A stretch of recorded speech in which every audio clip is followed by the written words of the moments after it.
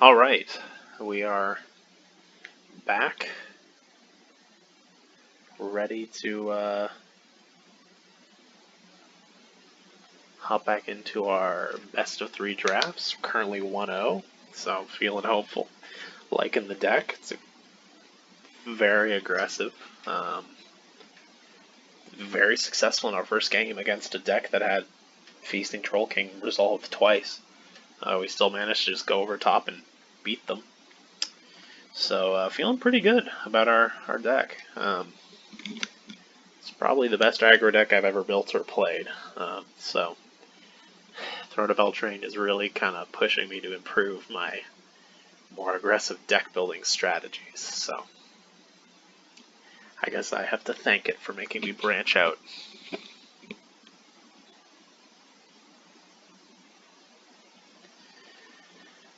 Let's see how it goes. I definitely want to play first if given the option. This seems good. We don't have any adventure cards in our hand right now, but all of the cards here are fine. And if we draw like even one adventure card, you know, these 3 payoffs, we're going to be happy about it. So we will run out the Edgewelling Keeper. Somewhat risky, but there's no like shock in this set, so I don't have to worry about getting shocked. I'm trying to think of all the red removal that could happen early on. I guess Scorching Dragonfire would be the common one we're worrying about. Reeve Soul, a possibility. Yeah. Excuse me. That's alright.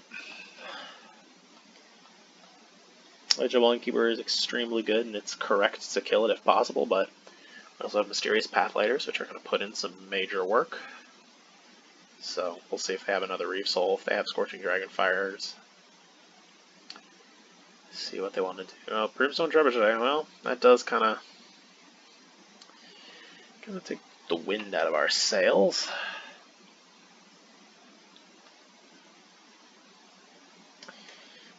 Once again, wishing we had some more planes, but that's okay. We'll, a little bit slow for them. I think we'll play the second Pathlighter.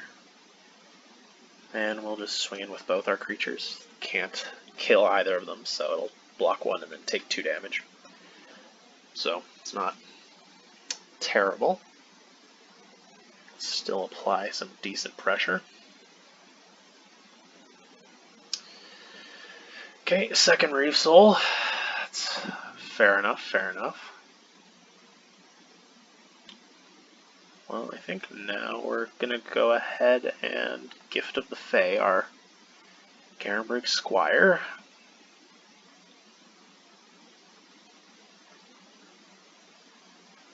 Swing in with both. Presumably they'll just block the 2/2 and take 4. Seems unlikely that they would do anything else. Hoping for another Plains. We got 2 outflanks, so we have some pretty decent removal, especially if they're like a lower curve aggro deck. Outflank will usually kill attacking or blocking creatures if we could get another creature on board. So we'll see what they have.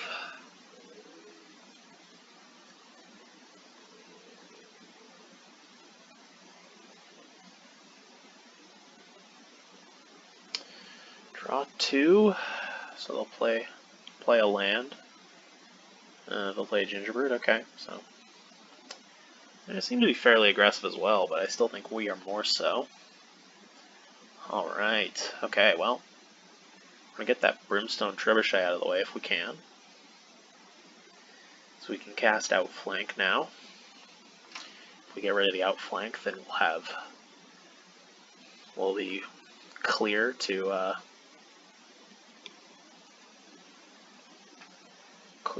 go ahead and just swing in for 4 currently every turn, which will be quite nice.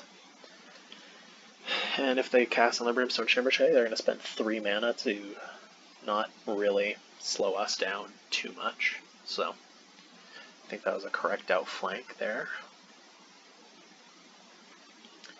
Seems to be a very aggressive deck. Yeah, Ogre Errant isn't really going to stop us in any meaningful way. So we'll just go ahead and swing in with our Yeah,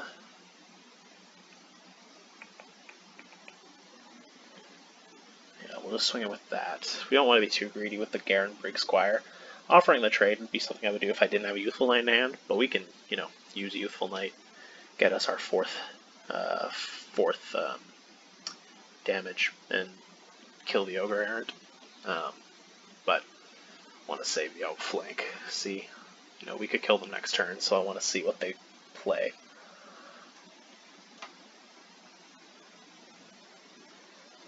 Joust. Uh-oh.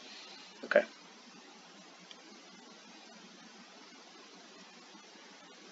Okay.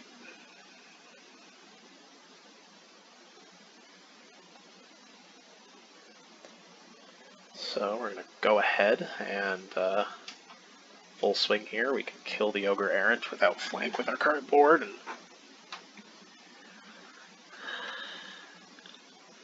do 2 damage in the air. These are looking pretty good. They're down to 3. And we got 3 creatures on board. Lost Legion. It's not going to be enough unless they play another creature. Alright, they're going to concede. We're going to go to game 2. They seem to be pretty aggressive, but I think we're still more so. Like, that game we certainly were, and looking at the cards they had in their deck, I don't think we gained too much from really much of anything in our sideboard, so Fortifying Provisions, perhaps. I'm trying to think. Let's quickly view the battlefield and look in the... Okay, so we can't look in the graveyard. We can just look at what's in play. So if we're looking at the opponent's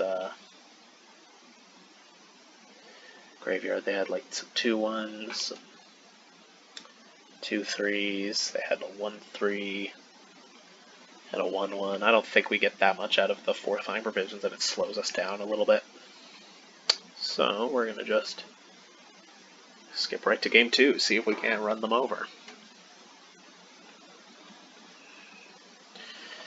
That was a good start, but I wouldn't say it was blisteringly fast, so we have potential to be way more aggressive. We didn't really abuse like the Edgewalling Keeper or even the 2 Pathlighters as much as we could have. We drew mostly non-adventure creatures. And more forests than plains, once again. Maybe we'll want to go down to 6 forests. Maybe it's the correct play, because we have a lot of things that we want to be doing. So they'll probably take the play here too, which will slow us down.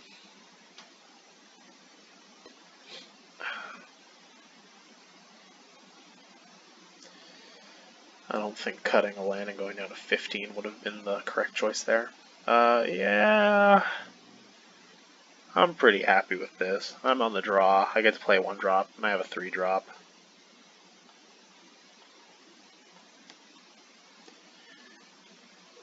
We got more Fairy Guide Mothers.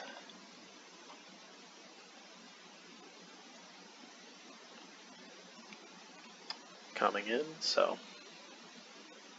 Sure.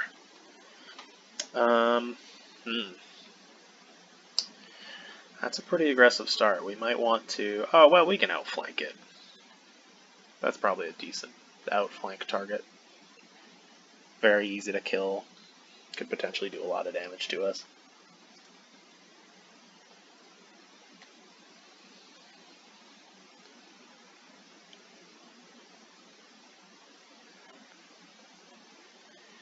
Oh, we can't attack into the Trebuchet. Play Rider in Need. Pass the turn.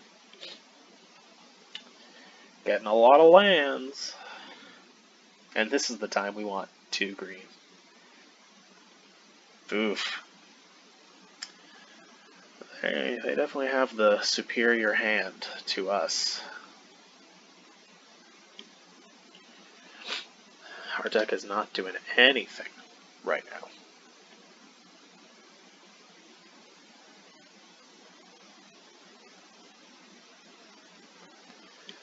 Let's see, maybe if they have Oh, playing another knight. Another ogre errant. Wow. Gave each other menace. Pretty good.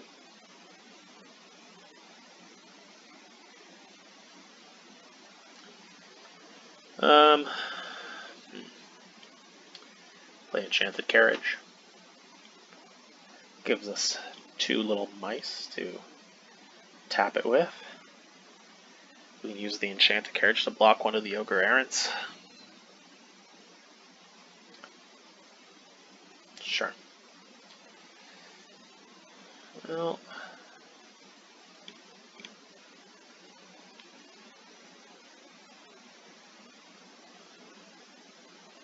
oh, they got the Ember Shieldbreaker, huh? Yeah. We cannot dodge that in any way. Some really good fortune from our opponent having the Ember Shieldbreaker.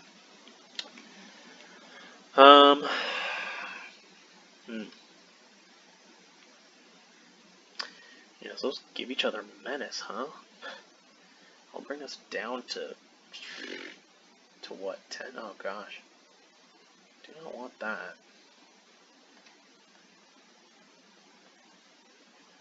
Let's block 1. Seems ridiculous that that's not how that works, but okay.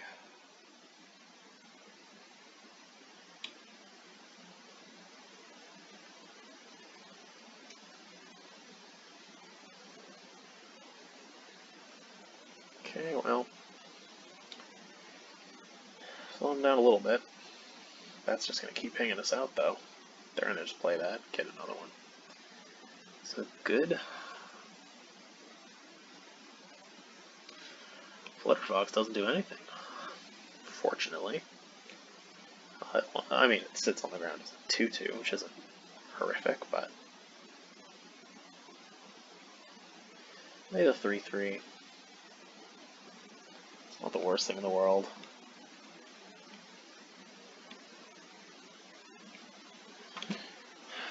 Really putting a lot of pressure on us. We can't even like play with Fierce Witch Stalker to get some food. You know, what do we got? We got a couple food. So there goes a 3/3. Okay, there's the Reef Soul. That's nasty. Don't think we're gonna block. I think we want to keep. We're at pretty low life total. Not sure what our out is at this point, but because they have a lot of damage on board. It's not really much of anything.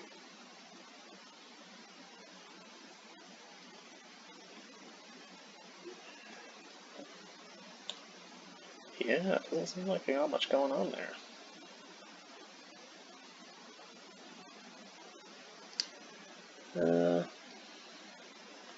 What's next? Well, I'm starting to think that the Fortifying Provisions actually will be a pretty good card. So yeah, they do that. Leaves us with not a lot of options. Basically, right there.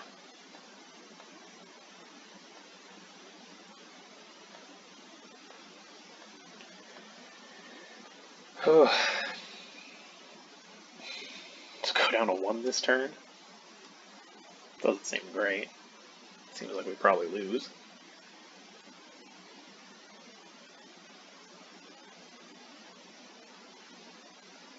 Oh.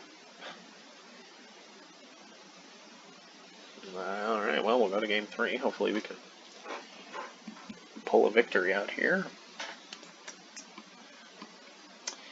Yeah, I think the spinning wheel isn't very good against this sort of more aggressive strategy, because 5 mana to tap a weak creature is pretty bad tempo loss for us. We ideally, like in the last game, we were using it to tap down a creature that was enchanted and buffed up.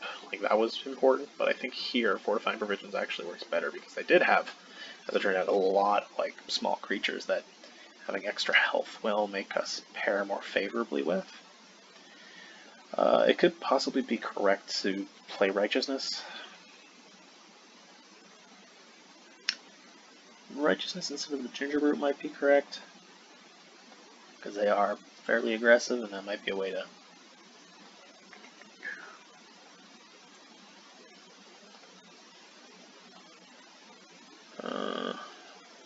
Oh, now it's letting me clear on Graveyard. I don't think Curious Pair is quite enough.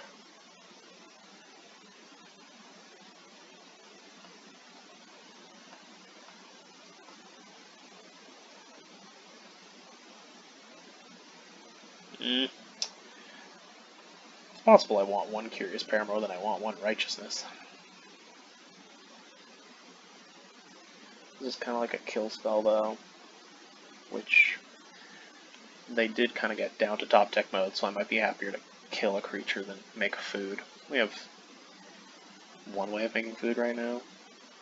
I mean, one food might be into two ways of making food. Two foods, like, that might be enough.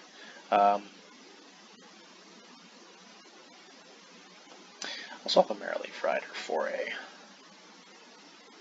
Curious Pair. There we go. Yeah, that seems good. Still leaning quite heavily on the aggressive side. We tucked in 3 cards in case they have a faster start than us, but our deck overwhelmingly still favors a very aggressive start. This is fine. Again, we don't have no sign of green for the Fierce Witchstalker, but our white cards are a lot more aggressive this time, so you know, we can Shepherd of the Flock to recover. We can blank their Reeve Soul or something. Oh, we got a forest now, so play Youthful Knight. So the first strike will be quite good against their weaker cards. Okay. So, swinging with the Youthful Knight for now if they want to do something. Scorching Dragonfire or whatever. We can deal with that. Doesn't look like they have anything at instant speed, though. So, instead, we're gonna cast Mysterious Pathlighter.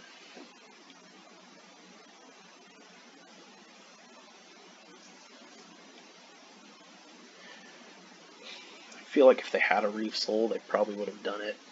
Ah, the Brimstone Trebuchet again, okay. Well, fair enough. Gonna play a Fierce Witchstalker. That pairs quite favorably against Brimstone Trebuchet.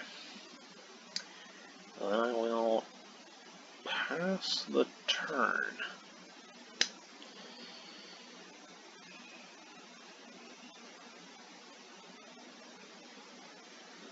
So they're having a much slower start this game. Bodes pretty well for us. That's getting the Witchstalker out on curve is great. It pairs extremely favorably against a number of their cards. So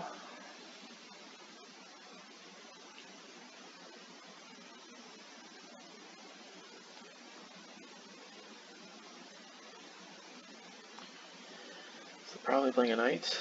Oh, the Lockflame Paladin, huh? It's a pretty good one.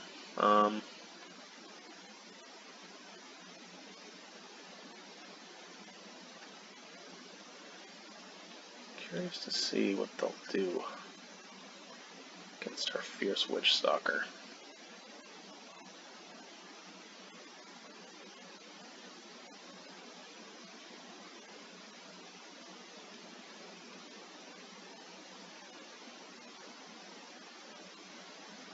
Just take the damage, huh? They're really confident in their aggressive abilities.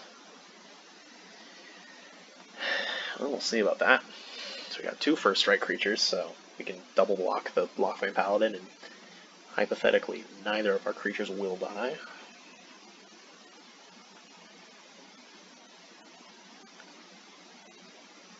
Sure.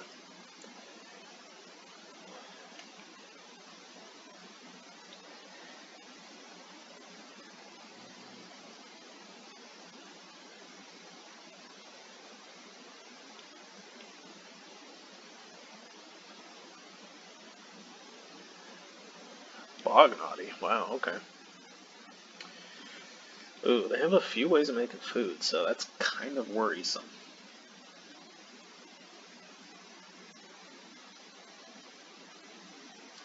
I don't think we have any reason to not just fire off. Oh, I guess we have Flutterfox.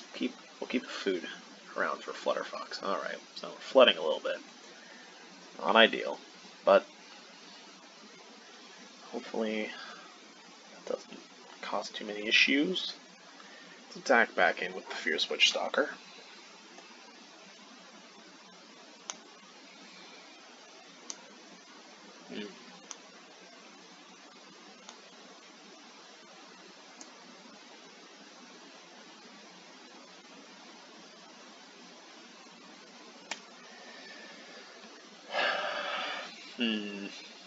Not too keen on that, actually. So, I think now is as good a time as any to rebuy this and then get another food token. This is an unfortunate situation we find ourselves in. We're flooding out really badly.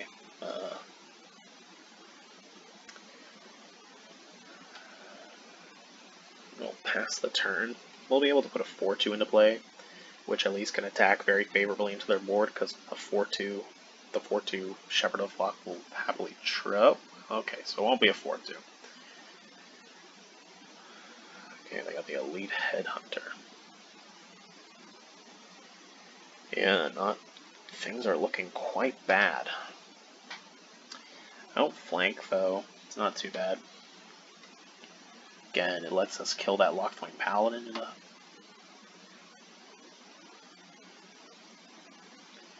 Lets us kill anything on their board with our 3 creatures.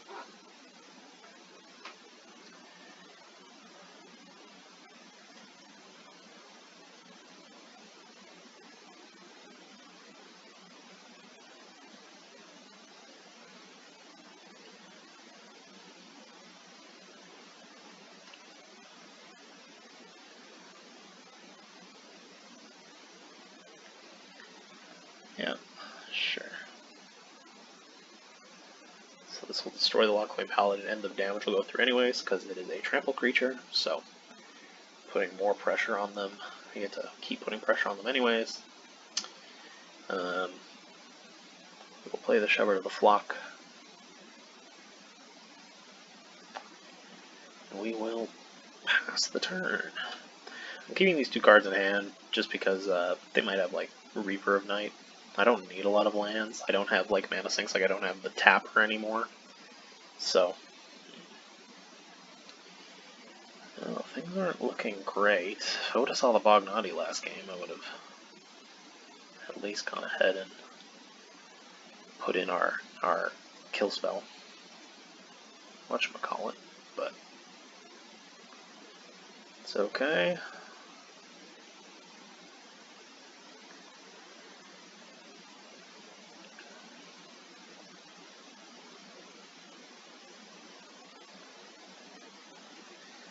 Okay, killing our Shepherd of the Flock with Reeve's Soul. That's not great.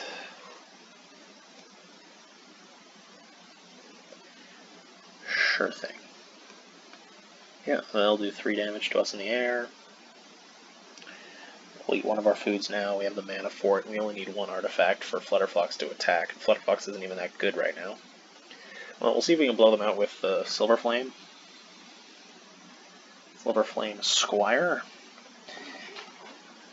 This is actually a pretty good bluff because we're not really changing our attack pattern from previous turns, so they might still just be operating on the assumption that we have we're just happy to keep attacking in. In reality, we have some pretty big swing here. So we take out a combat trick, and we take out a creature, and we still push some damage through, which feels good. And then we will play we'll go ahead and play the Silver Flame Squire.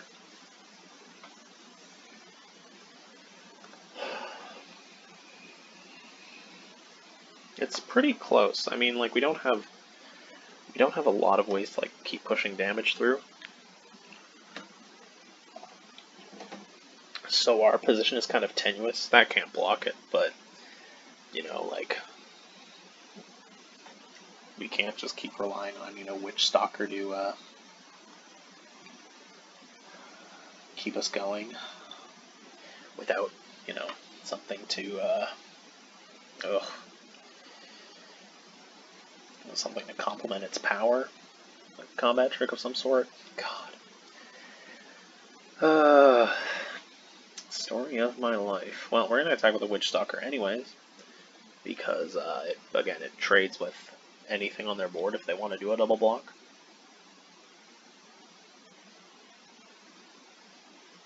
They're in top deck mode. We're in top deck mode too, but they don't know that.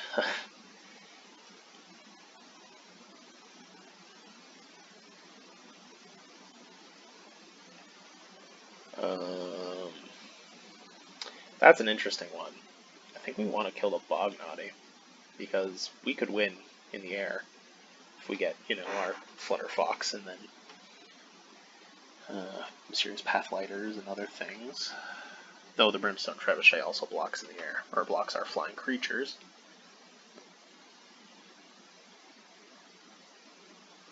The Bognaughty also is like removal essentially, so I think that's the correct way to block. Sure. Not looking ideal, but you know, with our two Youthful Knights having first strike, we do have some good. Ability to block. They can make a very aggressive play, granted, but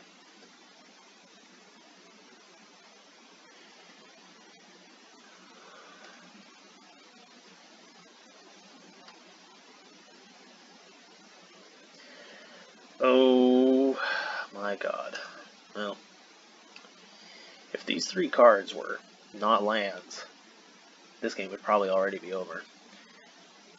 You know, Ben Stark says, for a rule of thumb, if you aren't upset about getting stuck on 3 mana, you should play 16 lands over 17. So here I am with 8 lands in hand. 15 cards in. Of course. Oh man. They just have so much menace. This is really frustrating. Unbelievable.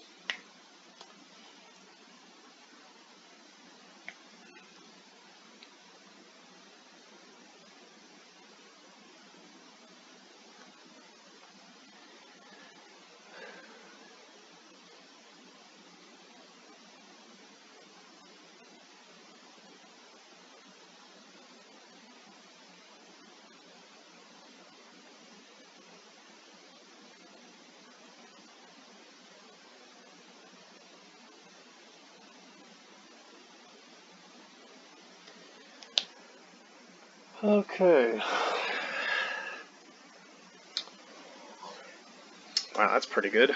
I guess it doesn't pair super favorably against our deck, but man, they are just going to deal so much damage to us this game, or this turn.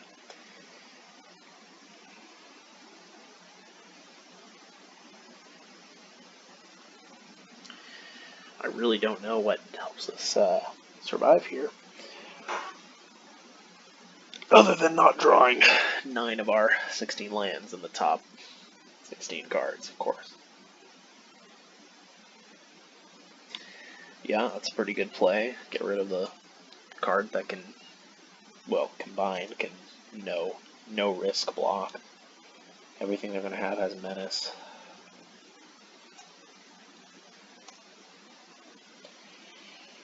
Am I just dead? Let's see. 8, 11, can go up to 10. If I block a 4/4, I go to 7, go to 10. Yeah, that's game. That's really frustrating. Well, it wouldn't be a relatively high stakes draft of Magic if I didn't lose winnable games through flooding out like crazy. So, okay, I'm going to quickly use the restroom, and then we will be back to hopefully, crossing our fingers, get to at least one more win before we DQ with this deck.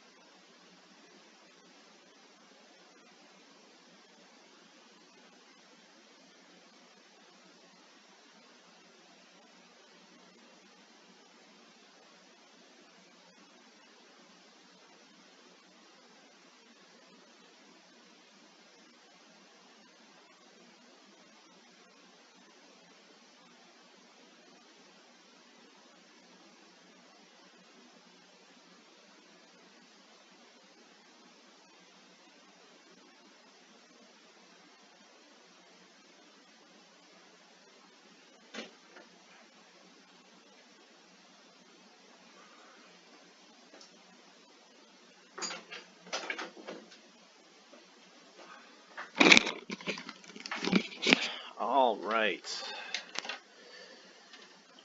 Back in it. Back in it.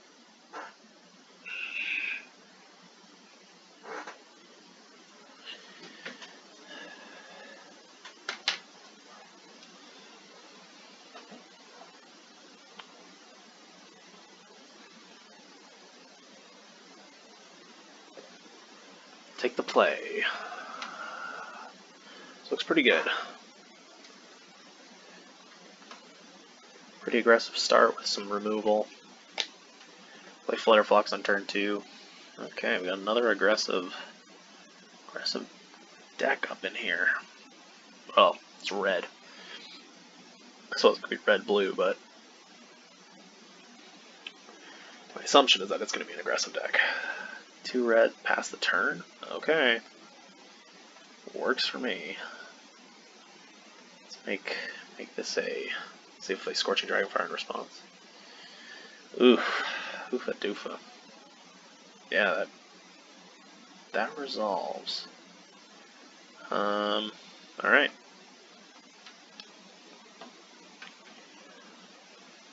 I had to see it eventually, I guess. Mono red? Not sure yet. Let's swing on in with our 1/1 in the air. See if they do anything about it. No. Makes sense. Love to get a second forest pretty quick here. Pass the turn with planes in hand. We don't need to play it. Oh Christ, it's a Fires of Dimension deck. This could either go really well for us or it will... Yeah, I'm not sure. It's hard to say. I mean, you definitely... Okay, well, good news. We can play Fierce Witchstalker next turn. Bad news, we're about to take some damage until we can deal with that Fireborn Knight. They're Boros. They're Boros play. Oh my god. I mean, it makes sense. They probably have a reason. I mean, oh. So, sorry, it just dawned on me that, like, they can cast spells and use the active of their... Oh. Oh my god. They didn't do it.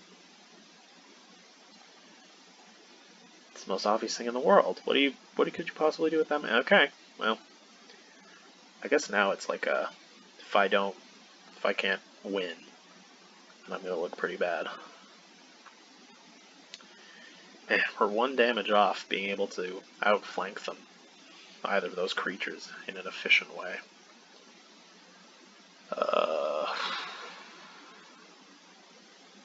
Might as well swing in with a Fairy Guide Mother, because I think with Sir Sarakara, this Fairy Godmother is not long for this world. Man, I do not feel good about our chances in this matchup.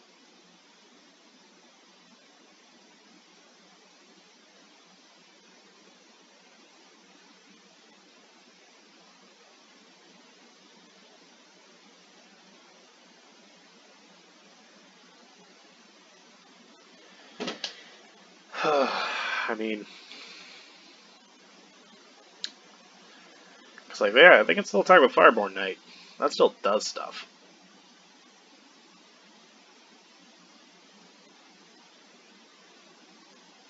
Oh my good lord.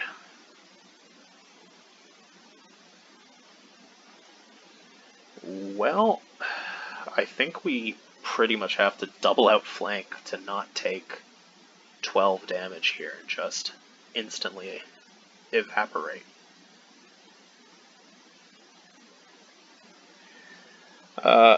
Except they Sarkara in response. So I don't think we actually can outflank. Outflank doesn't do anything in this situation.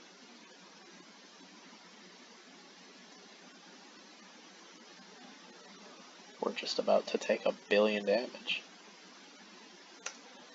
Because, yeah, outflank will only do 1 damage each because they just kill the 1/1 in response. So it would basically be like throwing away 2 cards.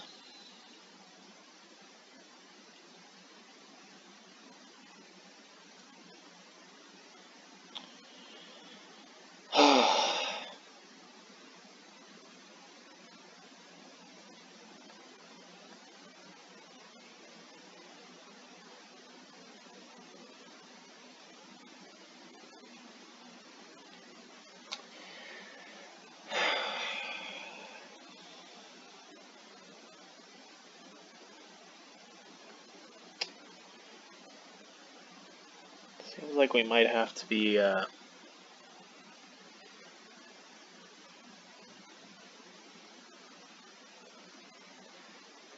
we might have to bounce, Okay, so they're using it to attack me. So they want to cast a weapon rack. They certainly can.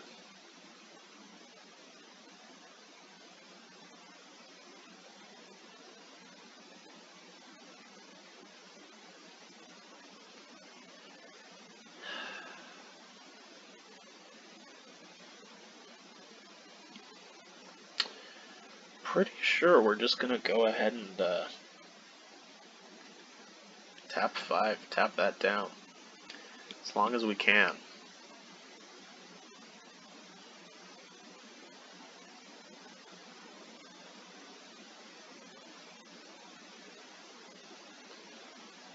Yeah, sure, dude. Absolutely. Alright, well. This is pretty good. We can, play Shepherd of the Flock. It'll draw us a card.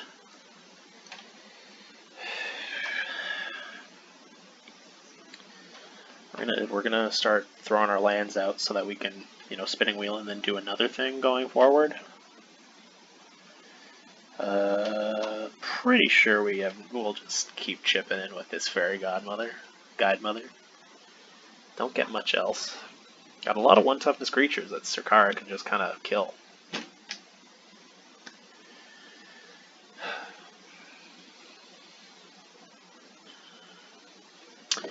Might have to bring in the provisions just to... Oh, God. Okay, well. Bringing me down even lower. Oh, they want to get that admin damage, too, so... Sure thing. Oh, you've got to be kidding me.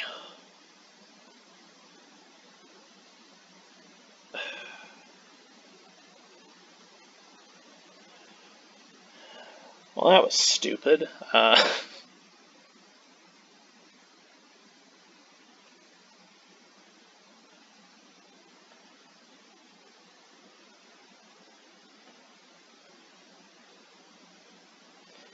mean, the thing is, the spinning wheel actually kind of came in handy.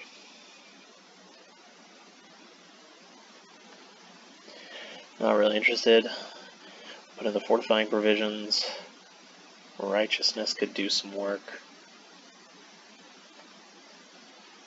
They didn't have flying creatures. Sorcerer's Rune doesn't do anything. Put in the Righteousness. We're on the draw again. I think we might get rid of the Garenbrig Squire. 2/2 doesn't pair super well against their board.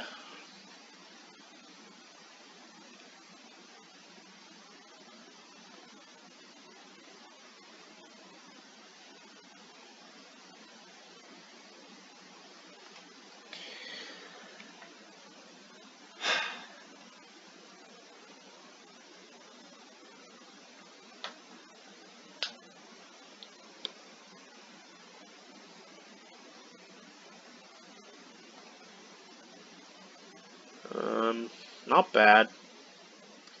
Gives them some early draw. They're gonna mulligan. Feels kind of nice. So I guess what remains to be seen is like how well does their deck perform without the Fires of Invention, letting them just suddenly have a almost an unstoppable board state. The answer is probably just fine. I mean, other than the thing, they just seem like a pretty high quality like Boros deck. So we'll see. I think we might keep this up in case they get like a Scorching Dragonfire, so that we can save our Edgewalling Keeper, because we want to draw as many cards as we can. Well, that doesn't seem all that good.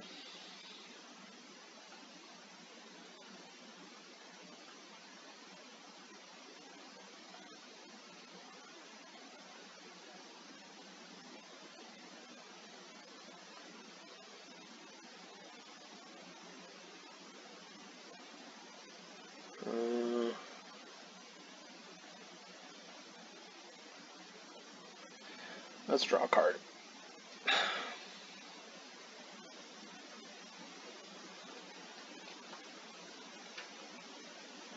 feel like if they're a decent player, they would have killed the Edgewalling Keeper if they had the chance, because it's kind of a kill-on-sight card. That's fine. I guess they'll heal 3.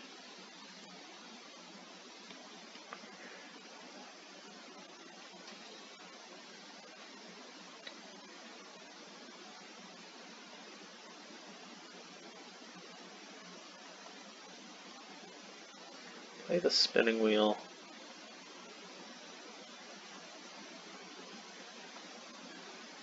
Get this thing going.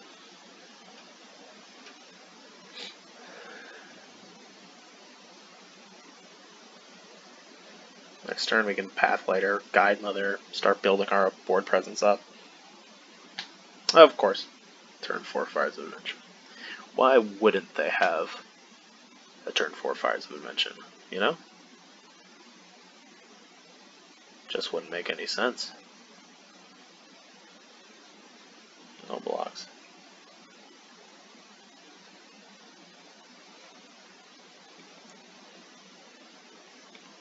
Play that. Play the Fairy Guide Mother. At least we can kill Embereth Paladin quite easily with the outflank. Play a land. Go to combat.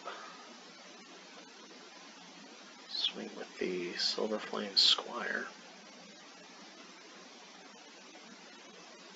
Yeah. Fine by me.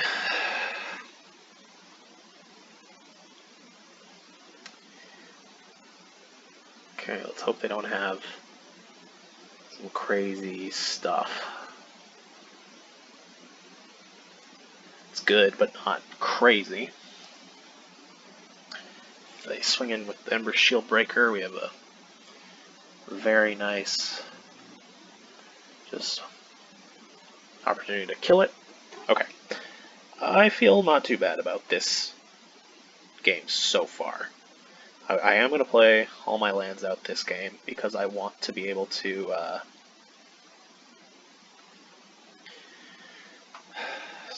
tap down creatures with Spinning Wheel, and then also, you know, tap down a Sarkara, tap down a what's it called? The Fireborn Knight, tap down this, that, the other thing. If needed. Alright, so far it looks like they don't have much going on. Excuse me.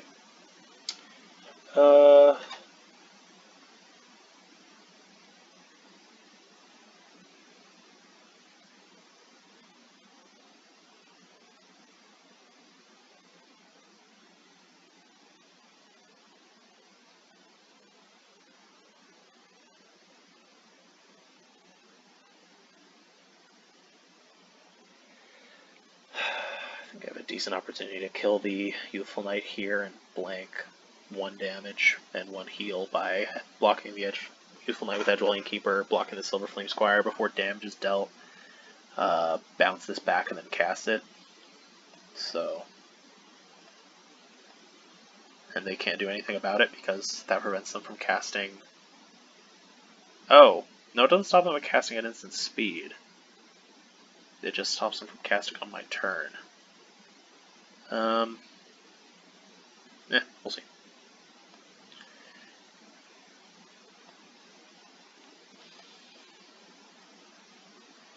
In a total worst case scenario, we can always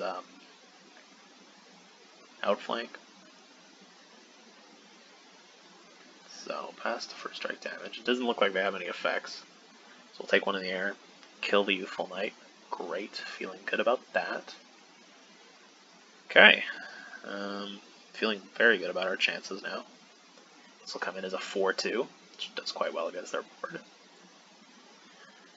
Yeah, so they're going to concede. Well, hopefully we have another game like that, and not another game where they turn 4 Fires of Invention and then also just immediately puke up like 2 of the best creatures a Boros deck could ask for. Pretty happy with how that went.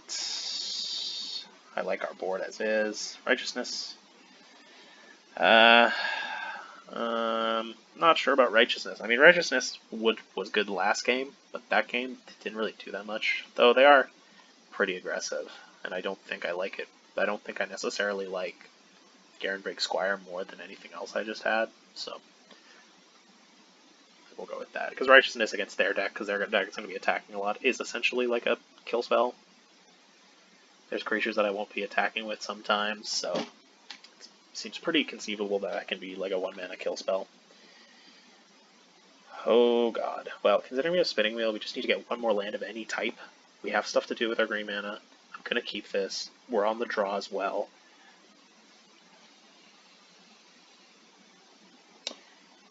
Okay, they mulliganed, huh? Okay, so I got Beloved Princess. Cool. So, we got treats to share, make some food.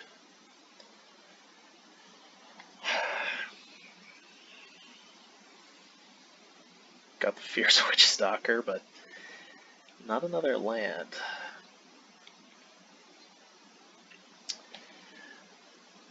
Of course, now, when I need it to give me lands, I'm gonna get nothing. Ah. See, you complain and it works for you. Cast Spinning Wheel just so I can guarantee Fierce Witch Stalker next turn, which seems very good.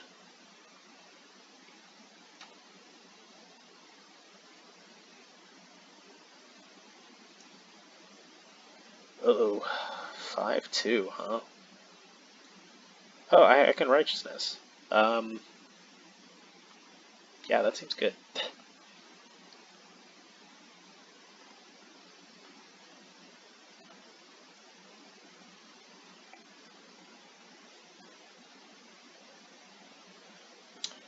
Very cool. Good start, good start.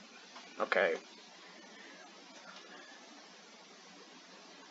Other things that are very cool are the potential of us putting the Fierce Witch Stalker up into the clouds and attacking over for 6. Sure. That doesn't scare me too much right now.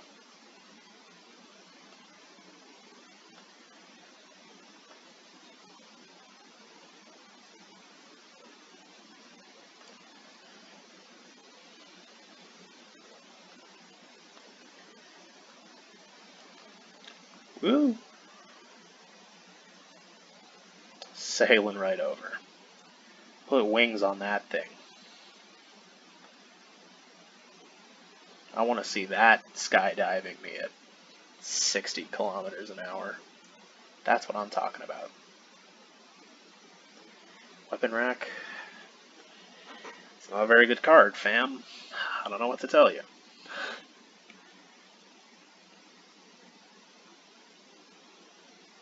Sure.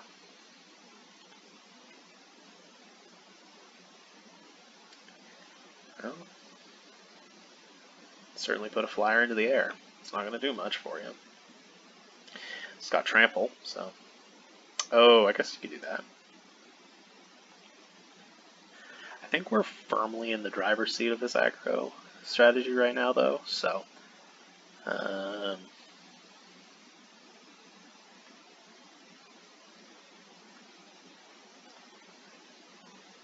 How about this? We play both of our creatures that could get buffed by the Mysterious Pathlighter. I don't feel so bad if they want to make the trade with the Pathlighter at this point. Taking a very aggressive tact. Bring them down to 9 though, so it feels like we can afford to be.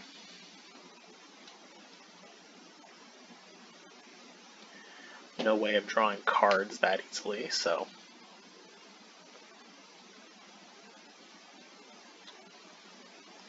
Sure. Fine. He can just start tapping down Sir Kara next turn, so... Go down to 10. Still happy about that. No blocks. I can eat a food as well this turn. And I mean, I'm still attacking with the Witch Stalker. Just because it's not flying doesn't mean my Witch Stalker isn't going to be attacking, so... Doesn't do much. Neither of those cards really do too much for you right now.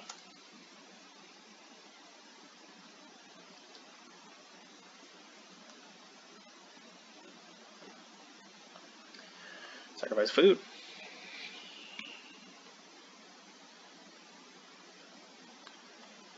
Okay, that gives us enough mana to outflank as well as start tapping, so let's do that. I may elect to outflank one of these two if they double block, because that's just a total blowout.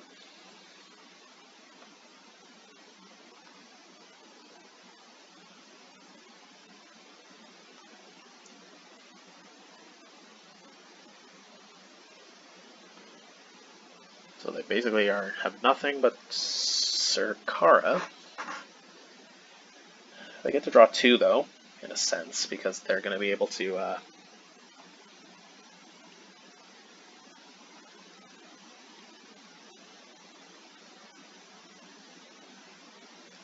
sure.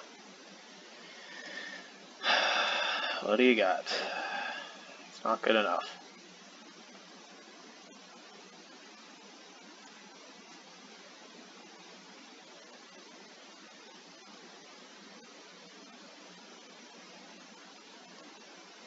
Okay, well, the best we've ever done in a Throne of Eldraine ranked draft. How very exciting! We're at least gonna get gold back.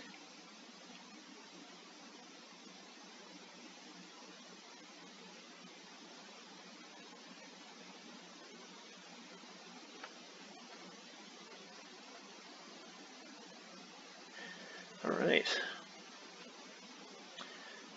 Well, really rocky and terrifying start, but looks like that wasn't one of the Fires of Invention decks that when you cast Fire Invention, you know that you're dead.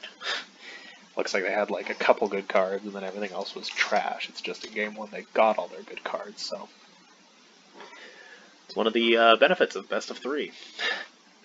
It's if you have a secretly bad deck, it'll usually come out in the wash. Says Jordan, who before this best of 3 draft had one with Questing Beast and Harmonious Archon and a billion other amazing cards and went 0-2. This seems fine.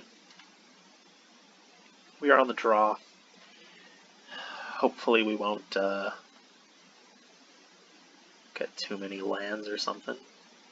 Well, Katamari, you know, we actually have both green that we need to cast Fierce Witchstalkers, so interesting. See if we can't get them to take a more aggressive use of that Scalding Cauldron on our 3-1 that we don't care that much about.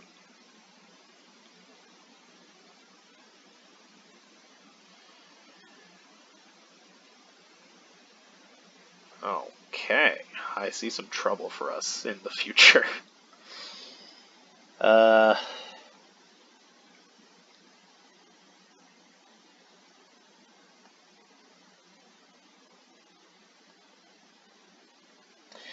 These 2 cards have essentially prevented us from playing our deck how we want to. That doesn't bode well. Also, for an aggressive deck like ours, seeing Golgari colors is always a cause for concern, because where Golgari is, food shortly follows. I think we're going to take the, well, it's probably worse against their board, so. Can't imagine they would have made that play unless they had reason to, so I am very concerned about our opponent's ability to heal lots and lots of life.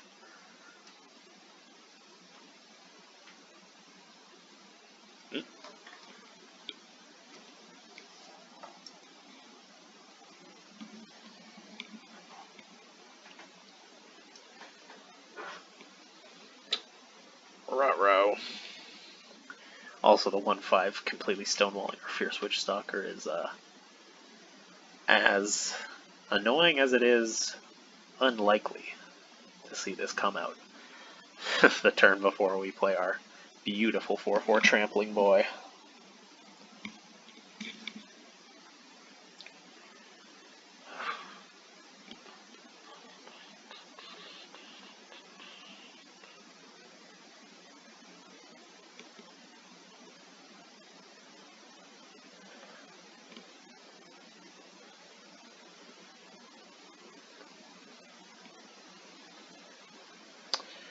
Let's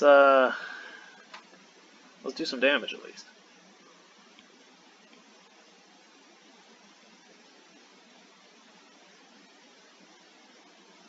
What?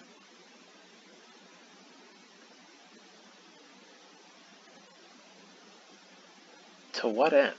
Does that make any sense? I guess he's really concerned about a trick of some sort, which... fair. I'm going to play the Youthful Knight in an attempt to bait out the Scalding Cauldron. Because if they gain life and play the, what the fuck that thing is, the Deathless Knight, you know, this blocks that perfectly. So they might just kind of rip it off on that.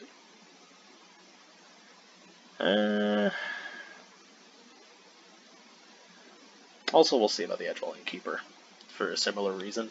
I mean, like, I do want to draw cards, don't get me wrong. Killing this on sight is also necessary, but I'm not sure what their deck is doing yet, because they haven't done...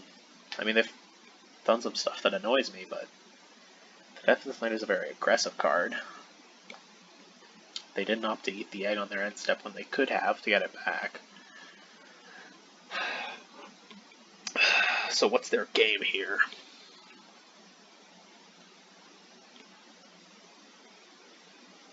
Okay. It's a good card. They're very close to being able to cast it. Which I do not like. Good man, if I had problems with the Sportcast Spider, I am going to have problems with the 7-7. Yeah, that's not my favorite.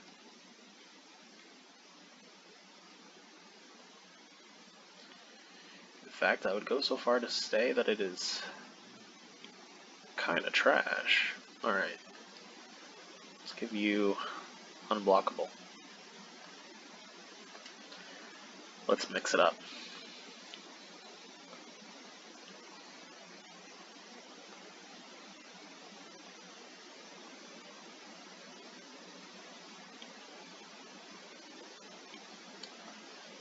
No, make them think that they called our bluff.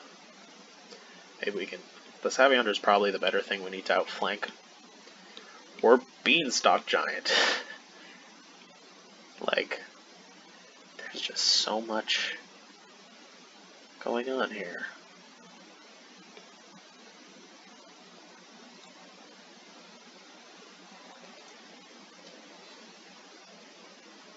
Okay. No way. Go figure. You won't believe this, but he in fact played that card.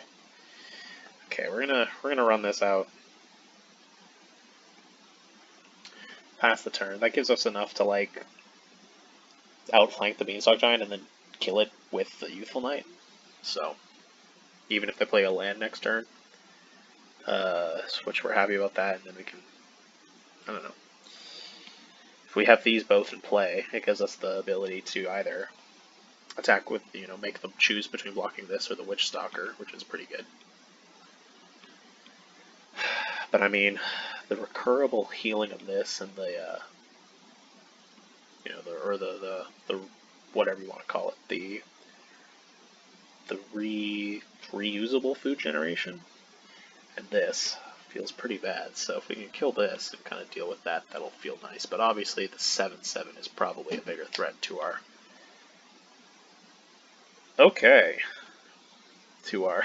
selves. Why didn't I usher to safety that? I'm a fool. I'm an absolute fool. That makes no sense. I should have done something about that. What was I thinking?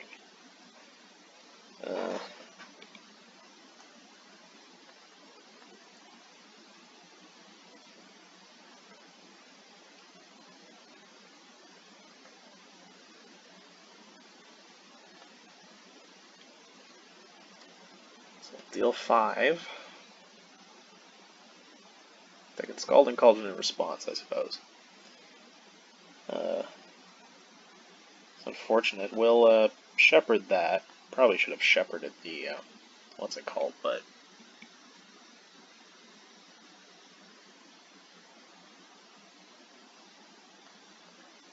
That's okay.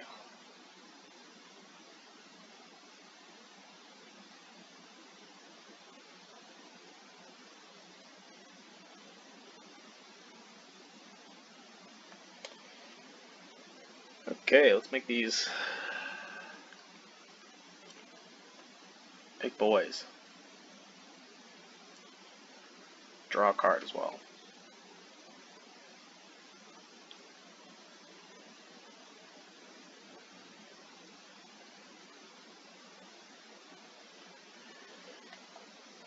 Love to get our hands on the spinning wheel.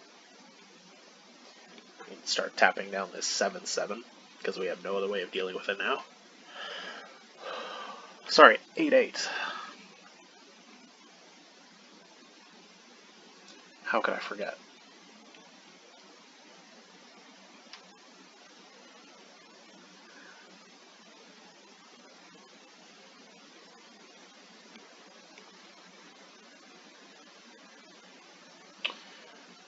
Well, that's some value.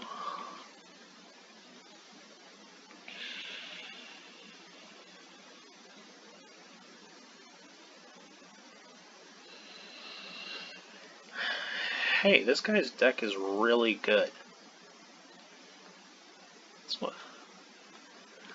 exactly the sort of thing that happens in with a play until you DQ twice, is that even decks like this can lose, and then you get into weird spaces where you're like 2-1, which is barely, you know, which is good, but not like incredible. And then your opponent's just like, by the way, here's this amazing Luckee control deck. It has like every uncommon you could ask for.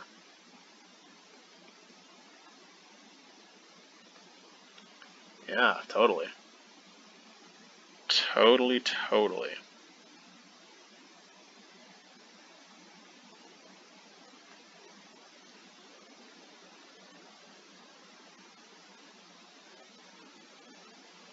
Let's draw a card. Let's keep digging for answers.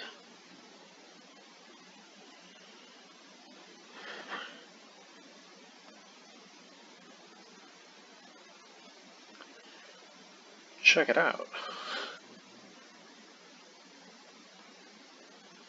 You can't stop me. You can't catch me. I'm the gingerbread man.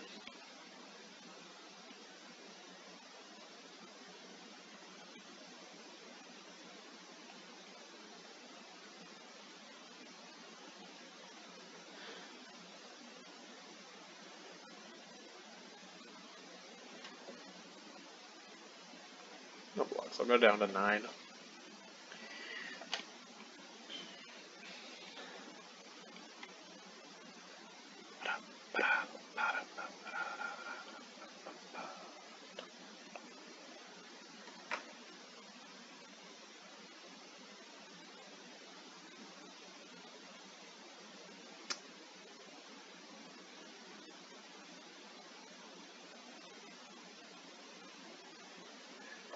Well, we got the enchanted carriage, which is pretty sweet. Puts a couple more, puts a few more blockers in the way of that beanstalk giant.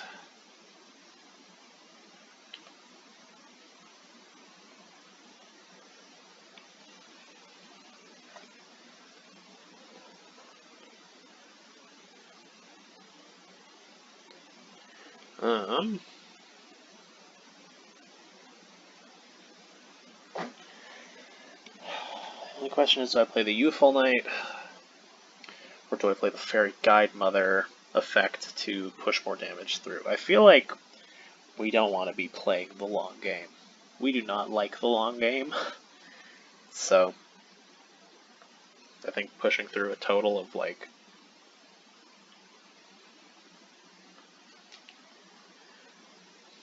6 flying damage, or them trading off a 1/5 is where we want to be.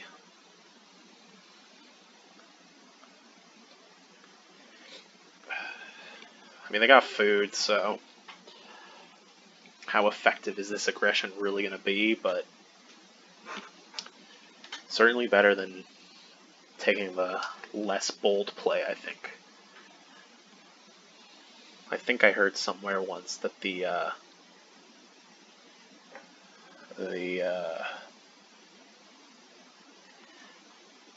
best thing you can do if you have the weaker deck in terms of power level is to play more aggressively. You know, play as though you're not gonna, because like if your opponent has better cards, which is clearly the case, card for card, and the game goes longer, they have a chance to draw more of those cards, which is why aggro decks tend to do fine with just like a lot of commons and stuff, because you're out here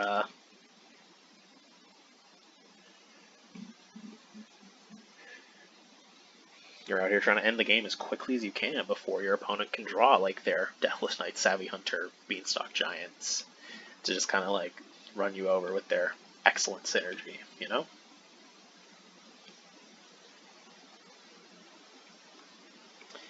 Sure thing.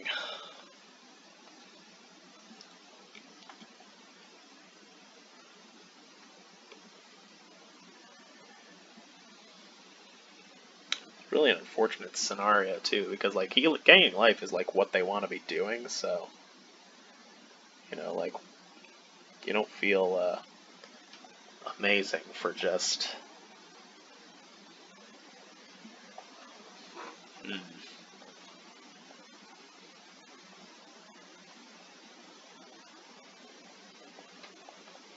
Well, we'll play this.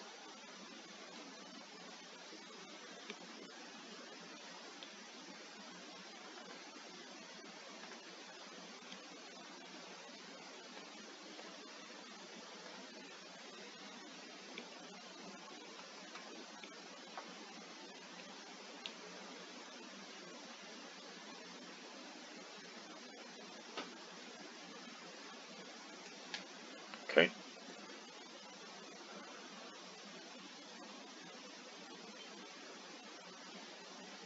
Yeah, that works for me. I'll take the... I will take the, kill these two. Go right ahead. Murder those goons.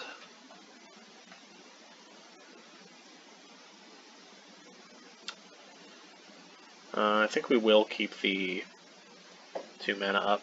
My current plan for next turn is to just like put the gingerbread in front of the beanstalk giant and sack it for food.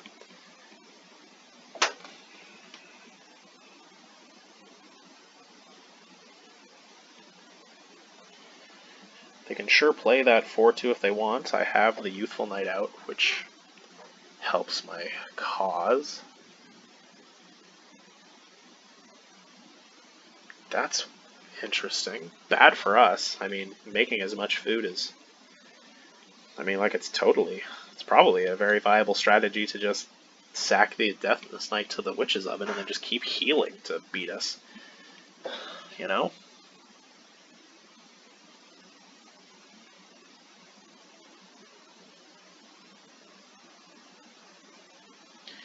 Interesting.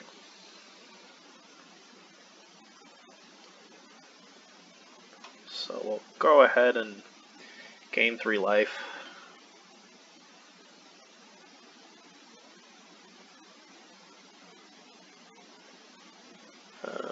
Pass the damage.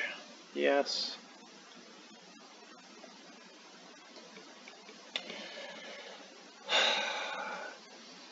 Just don't know what to do. I really need to get like a spinning wheel. At least we can put 2 2/2s in the air, so something. Get a Silver Flame Squire on the board. Sure, why not?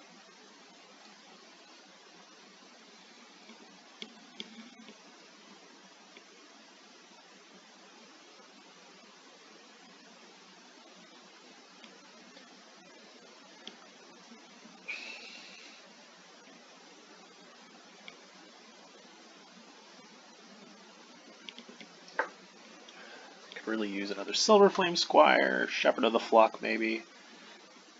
Fairy Guide and either outflank will go down real smooth right now. There is a universe where I win this game, because it doesn't seem like they're doing a ton right now. They're just kind of swinging with their dumb old Beanstalk Giant, and we're just kind of putting little mice underfoot to stop it from getting through.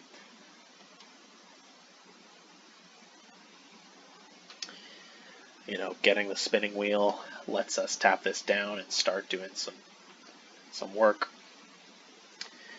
Youthful Knight's a fine card. It hardly changes our situation, though.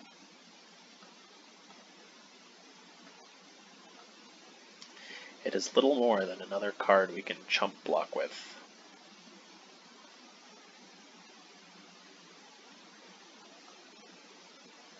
But, oh lord, if we ain't gonna use it to chump block with.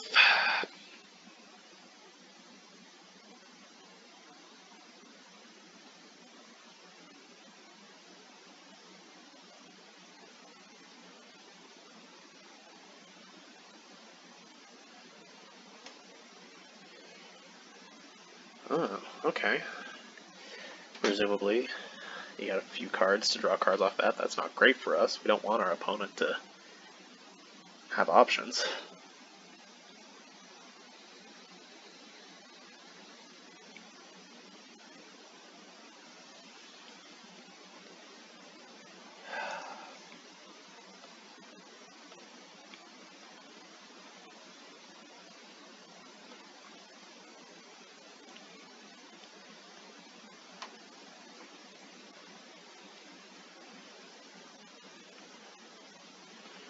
Just gonna go ahead and eat that food since we can. We have an artifact for our Flutterfox, should we draw it.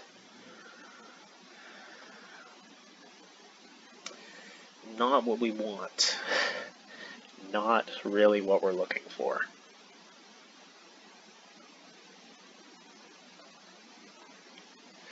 Might swing it with a Lonesome Unicorn. Doesn't seem to be doing too much right now. I want to trade for the Death in this night. I feel like that's probably bad. We want to keep as many creatures as we can, so hopefully we draw an outflank and do something about that giant.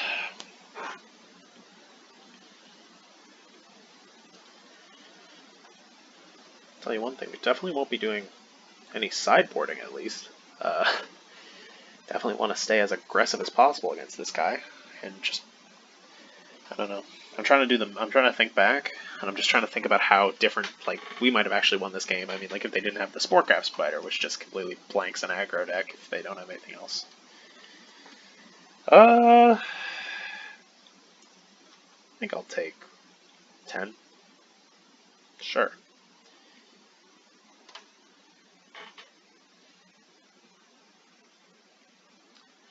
I'm trying to win, and one of the ways I win is being able to draw Outflank next turn and then use it against the Beanstalk Giant to, with Enchanted Carriage, you know, deal 6 damage. So there's...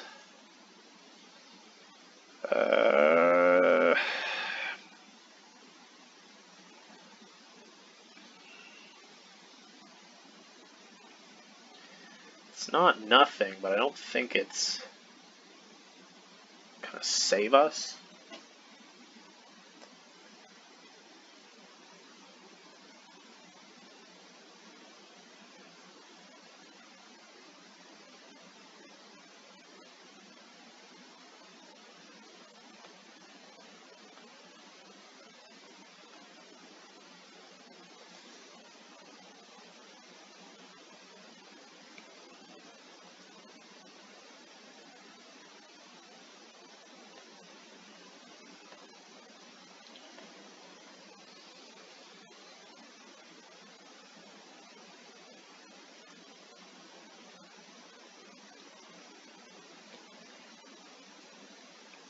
It's really nothing.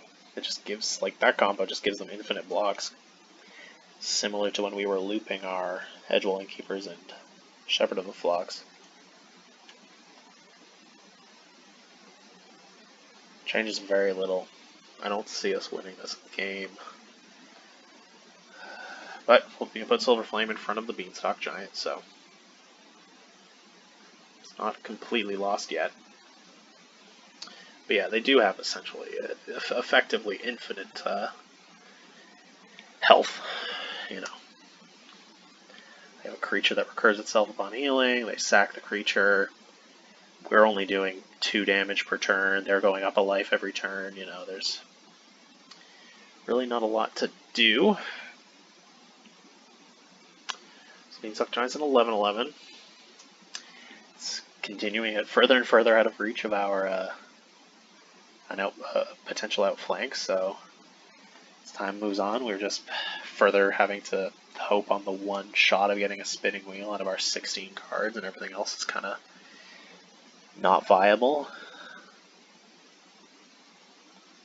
Yeah.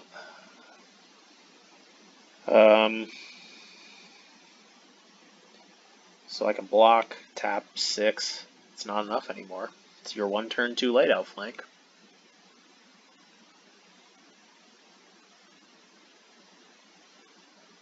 Yeah, you're just 1 turn too late. I can't use you to stop the Beanstalk Giant anymore. I would need to get 1 more creature, and then have them not play a land in the interim. No, that's not true, because I gotta lose a land, so let's see if we can use Outflank in a different way then.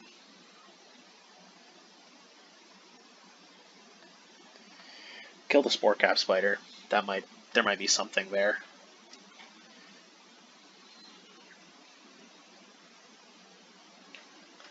Yeah, we'll just kill you, or you can choose to turn it into food.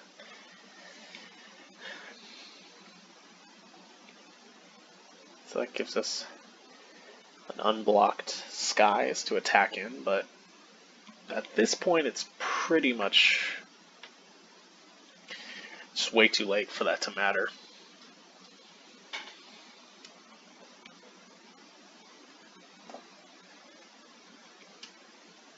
Yeah, go ahead, sack it. Whatever. Yeah. Well, they're now... I mean, they have so much food right now, and then they still do have this infinite loop with the Deathless Knight. Like, it's so... They would have to have, like, nothing else of consequence, and then we top the Excavating Wheel so that we can just keep the Beanstalk Giant tap down, and then the Deathless Knight can't attack into our first strikers, blah blah blah. Like... Put one of you in front? No. They're just more useful than the 4-4. The 4-4 doesn't do anything right now.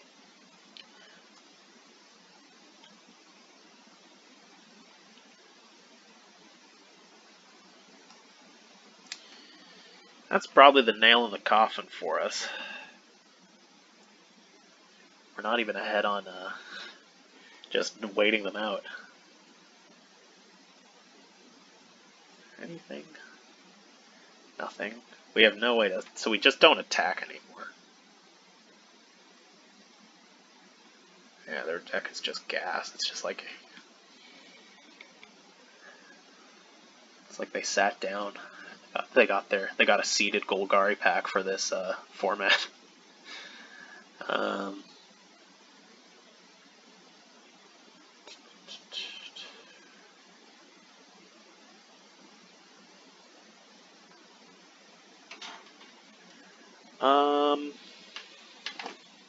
Yeah. I'm gonna pass the turn. I'm gonna pop out to use the restroom while my 3 times timer runs out.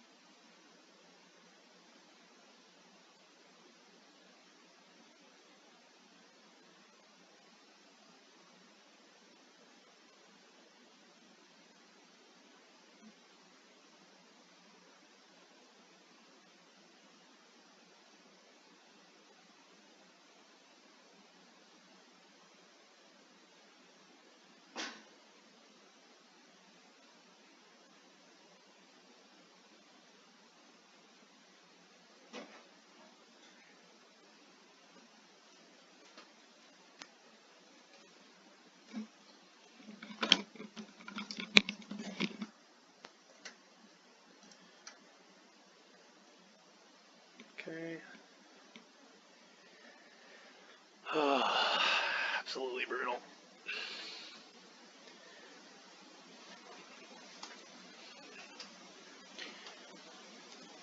Let's see how much of their deck I can see, though.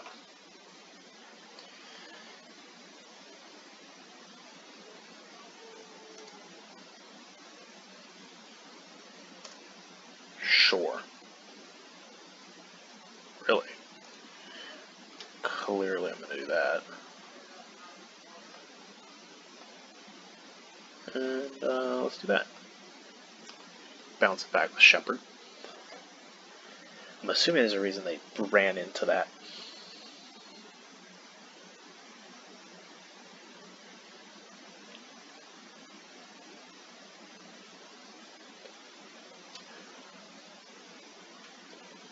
Cool.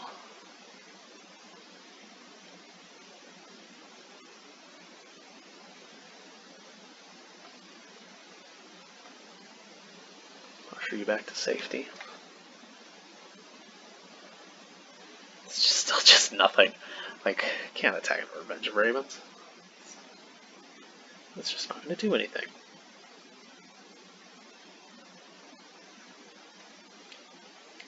Maybe they'll not think about it, and they'll cast a creature that draws them a card, and then maybe I will truly get the spinning wheel and then we'll deck them. That's likely. Okay. Outflank doesn't do anything. Can't attack, so guess I'll just put out this 2/2 flyer.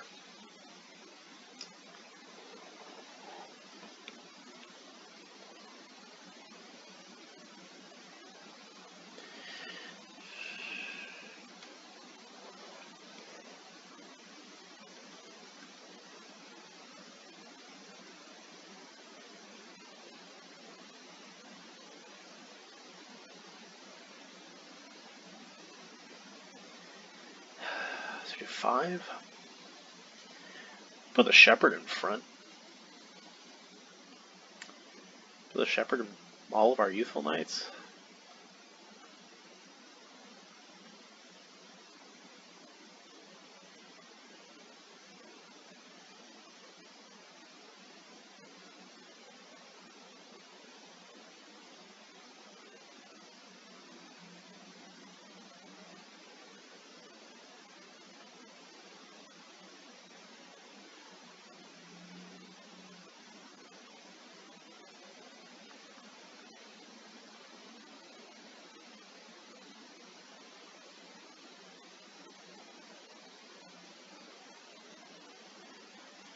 Ruh-roh. Well, that's not enough damage.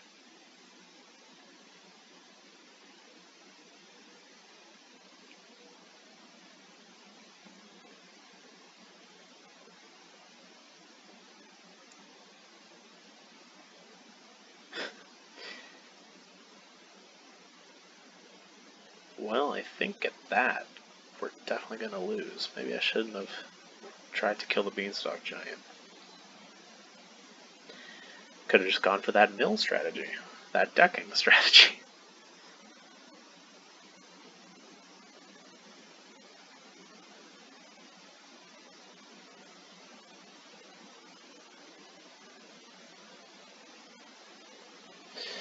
Oh, let's just fuck it.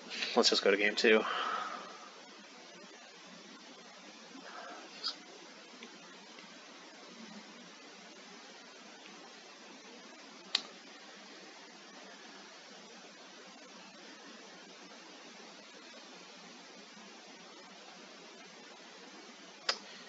I think the only way we're winning this game is if we basically lock things up before righteousness even becomes useful, so we're just going to go straight back into it with the deck we have. We want to just lay waste to them with our aggression.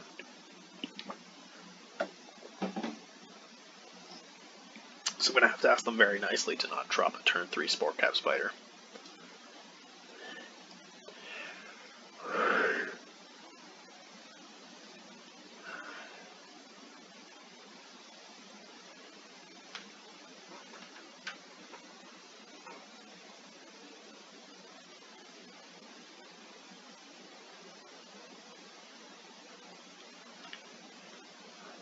Play first, definitely. This is a nice aggressive start, I think.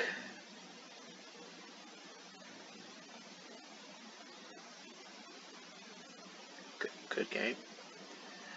Are they BMing me? Disrespectful.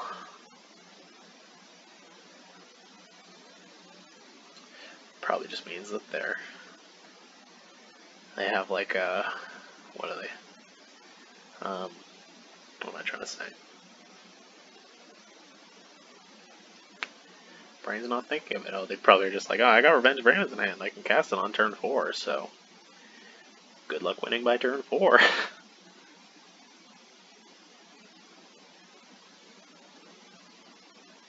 Cool. Very cool, Kanye.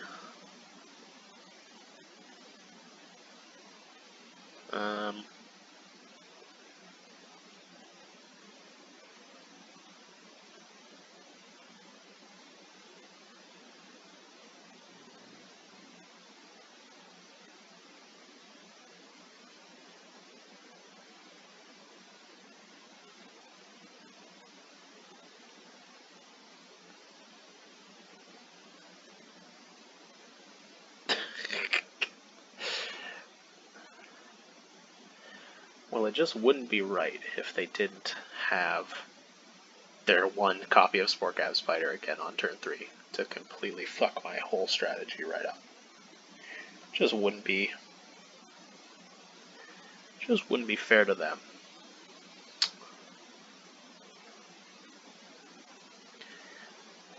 Pushing 1 damage through with the Gingerroot is not how we're going to win this game. I'm assuming that since they played Luckee Cl0ver, what I'm assuming I'm about to see is the Luckee Cl0ver Harvest Sphere. No, they're going to ramp to 5.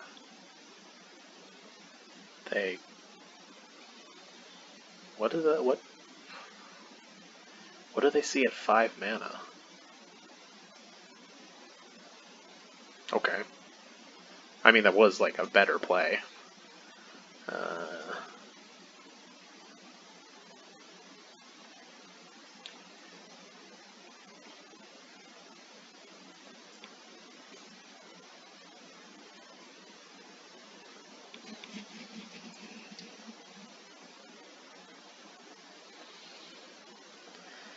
None of y'all have haste. You ain't catching this Gingerroot.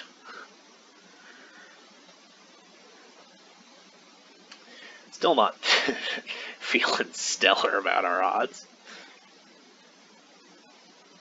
Of course. They even have the sideboard tech.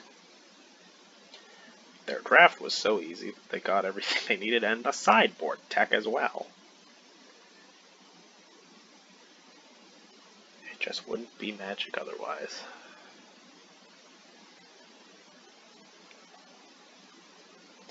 Dun dun dun. And the Revenge of Ravens, huh? No, you're right.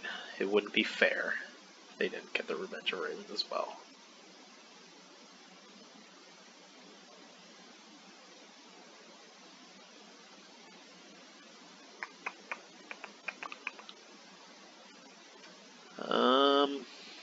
Now this game looks pretty over.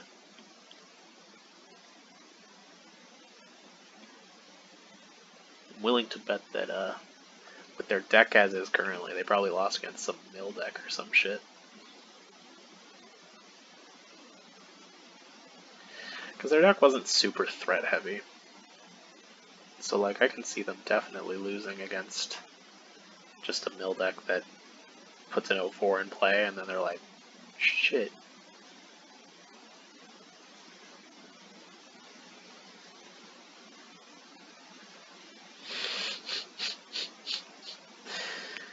Okay. So we'll play the Mysterious Pathlighter.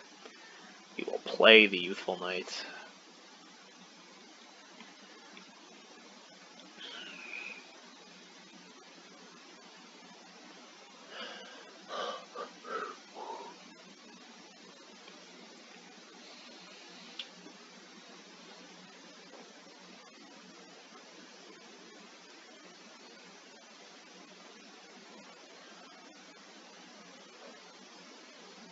Go ahead, draw your whole deck.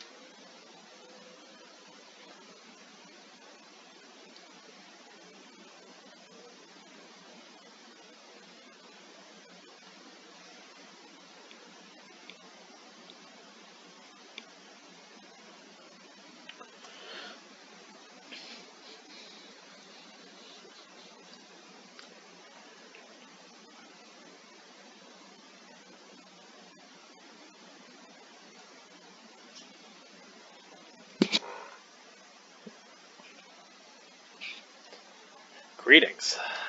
Hey, that looks favorable. Almost. No, no sir. This is not a favored game for us. Nathan is here, fresh off his 8th consecutive Pro Tour top 8. Any advice for the current board state, Nathan? Wait for attackers to come in, bro. Outflank that shit. I'm not sure if I want to outflank. They have... See, this deck, we're in game 2, and I know for a fact that they have like a Beanstalk Giant. Oh, shit.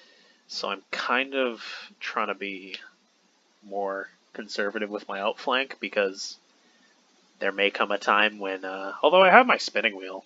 Mm. I don't think I'm going to do that this turn. What I am going to do is the following. Is I'm going to put a deterrent for these, for the Savvy Hunter attacking, back into my hand.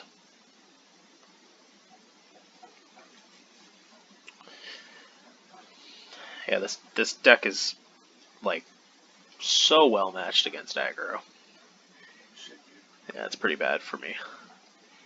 Also, in terms of their card quality, it's like they're playing like sealed, and they got like a Golgari seeded pack because they have like Deathless Knight, Savvy Hunter, Revenge of Ravens, you know, OK Adversary, like just all of these uncommons that are just really quite good. I know. And now with the Revenge of Ravens, I can't even attack. Yeah, it's not terrible.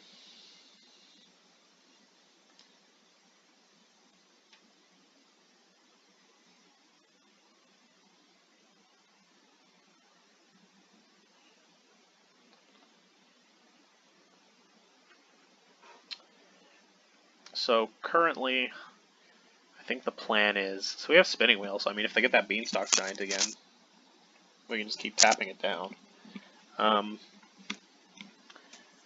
If we win this game somehow, it will be because they deck first. Like they'll just draw cards off of Edgewall Keeper. I mean, probably kill the OK Adversary. Excuse me.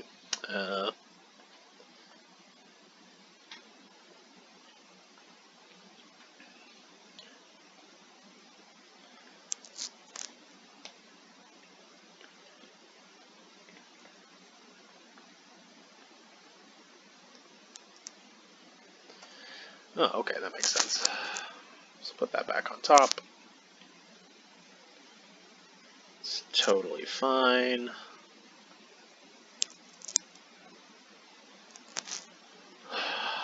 That sure doesn't do much. See, I want to let them draw more cards. Because, again, their deck has stuff, but it's not like the most intense action.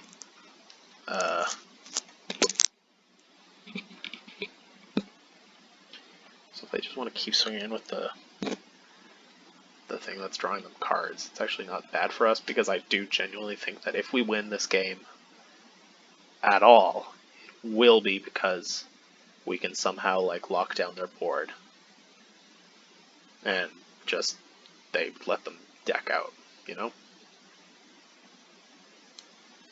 Based on how I've seen them play, they seem to play very conservatively, which makes sense given their deck.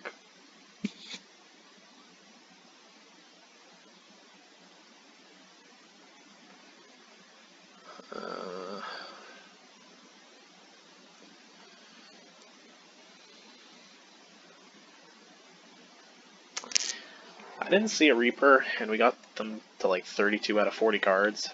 I would find it surprising if they didn't get a Reaper and they had one. But also, if they do have a Reaper with Luckee Cl0ver, they'll make us discard our entire hand anyway. So I'm just going to keep playing the plane so that I can comfortably spinning wheel. Sure. I guess that is the only legal target. Yeah, it's not like I have much else. Maybe we could have saved it for the Fierce Witch Stalker, but who am I to judge?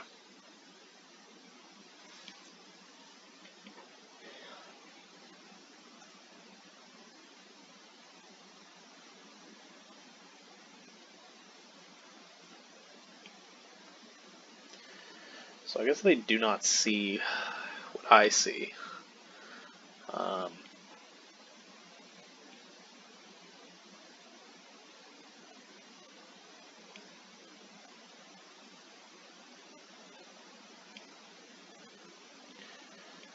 They're one card ahead now? Okay, that's fine. Yeah.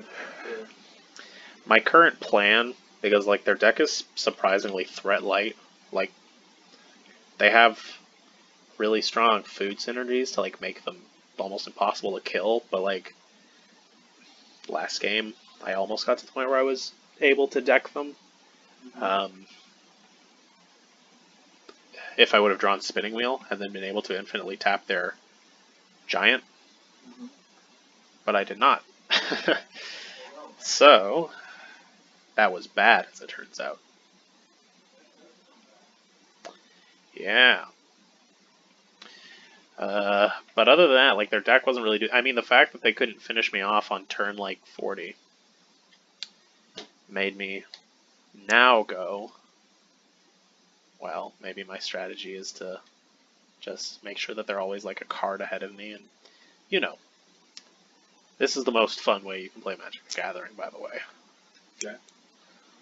No, this sort of win con, this game that we're playing right now. Well, I'll do the Youthful Knight. Why? The Youthful Knight is the only thing stopping the Deathless Knight from attacking me. I'm not going to attack. You can buff it with Silver Force, right? Yeah, I can, but I kind of want them to draw a card. One card ahead. Alright, yeah, beat it. Well, just trying to remember if I saw Comet's trick last time. They had Cl0ver in their deck. Yeah, just let it do it. I'm going to let one more through.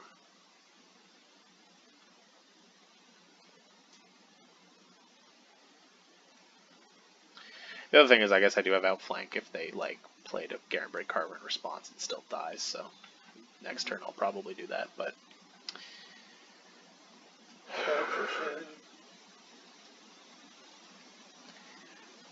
yeah, except that's not what my deck wants to do, so the game is just kind of miserable. It's they don't have 2 foods. They're just going to generate 3 foods. So they're even less threat heavy. I mean, they have Once in Future, I guess, so they can recur that later pretty happily, and then sack these 3 foods, I guess. So, that is something. It is something to be sure. Alright, here we go. Yeah. This is the way Richard Garfield intended us to play Magic the Gathering.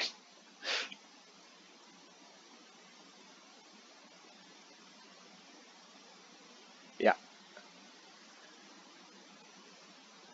Sure, I guess. I have my Fierce Witch Stalker, so I suppose you can just hold on to that.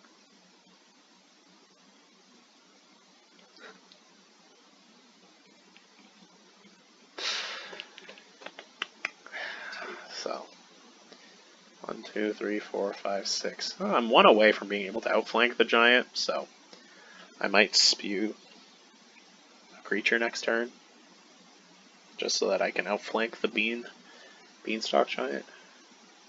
I guess it's just a giant creature token. Oh yeah, Beanstalk Giant is the name of the other giant. So.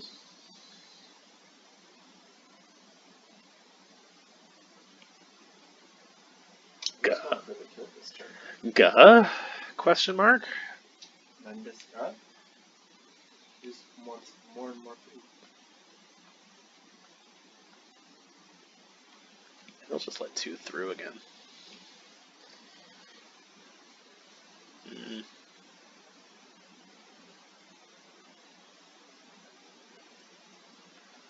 Yeah.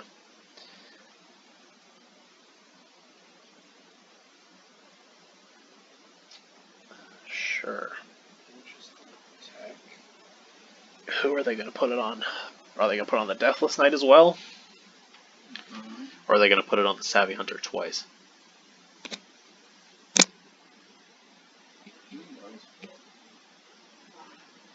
So Savvy Hunter twice.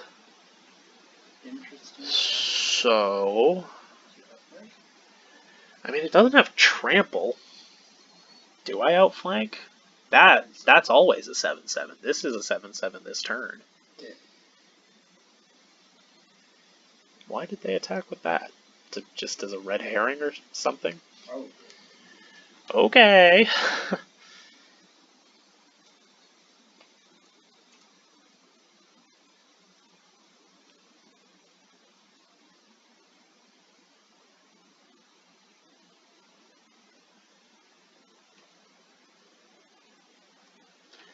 Yeah, fam. I get that. I see what you want to do there. Can't kill him with that. I cannot, but I can put Youthful Knight in front of it, currently, to kill it with Outflank. Because they will take 5 damage and then take 2 first strike damage. Ooh. Alternatively, just do that. Wait, they still untaps during their untaps now. I know. But so did that.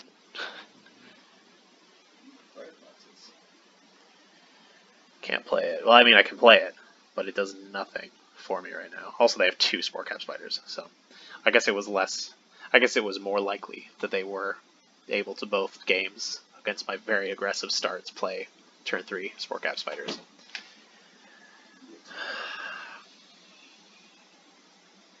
Yikes indeed. Yikes indeed. I think I'll play the Fairy Godmother just so that I can straight out flank the Giant if I need to. No. I'll tap the Giant.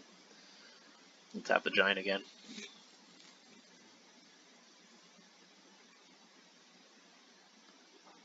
Oh, actually, if I tap the Giant, I can't outflank or like block with Youthful Knight, which I probably need to do. So.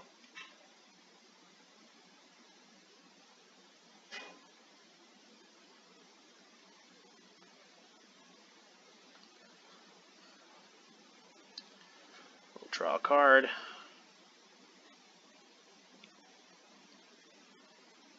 Got another outflank. That's kind of nice. Kind of spicy. Let's end the turn.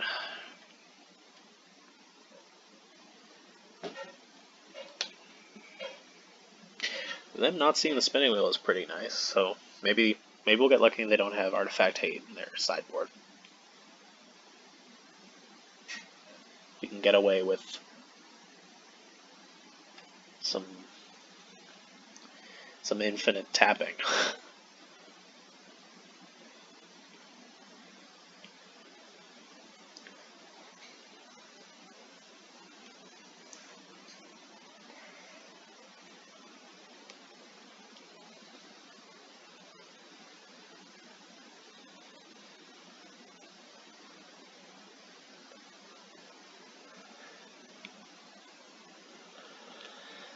Okay, so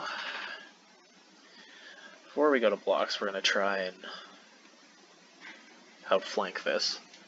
So if they have an effect, we can see it happen. But this was the only trick they had last game, so we'll see what they do this time.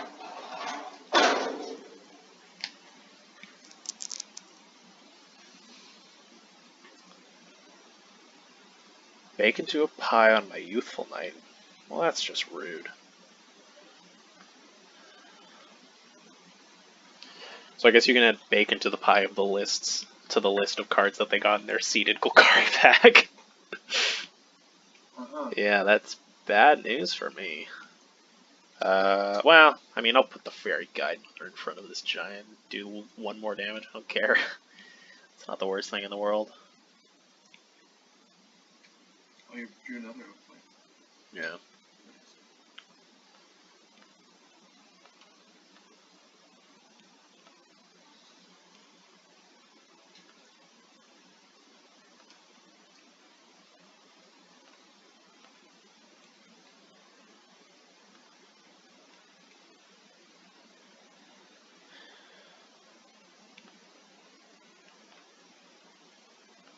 Okay.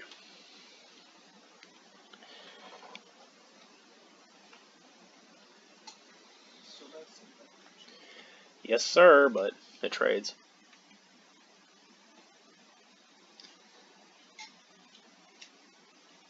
Oh, they had 2. Yikes, bro. Yikes, indeed. Still have the spinning wheel, I guess. At least there's that. But man, I can't believe these were all things in the bottom 8 cards of the deck I didn't see last game. It's wild. It's pretty good. Yeah. Let's just spew cards this turn.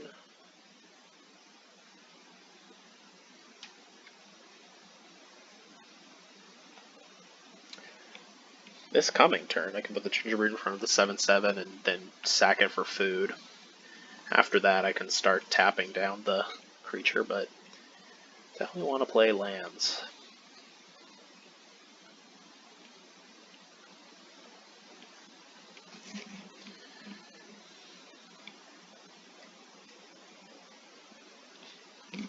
Gonna get the, Yes, sir. So I need to get my other Youthful Knight back. Because there's nothing else that can just infinitely block the 4/2 in my deck, because, again, it's an aggro deck. Doesn't have many creatures with big butts to block with. So the 2/1 with First Strike was the only thing standing between me and oblivion.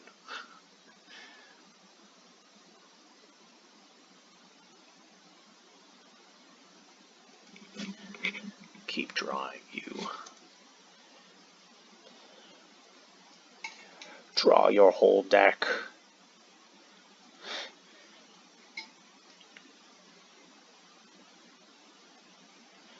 Perish. Is that his third? Third what? Opportunity? No, it's his second. Second. Yikes, bro. He also has Witch's Oven, so he can have infinite food with this. Just felt like I should mention that. Just felt like it was a fun thing to mention. Just one little fact. Hold on. Should have done something before I got distracted. But I think it still works. Looks like I only have 6 creatures. So block.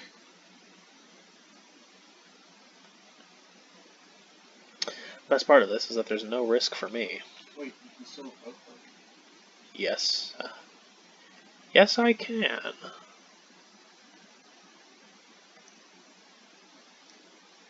So crewing that puts me up to 7.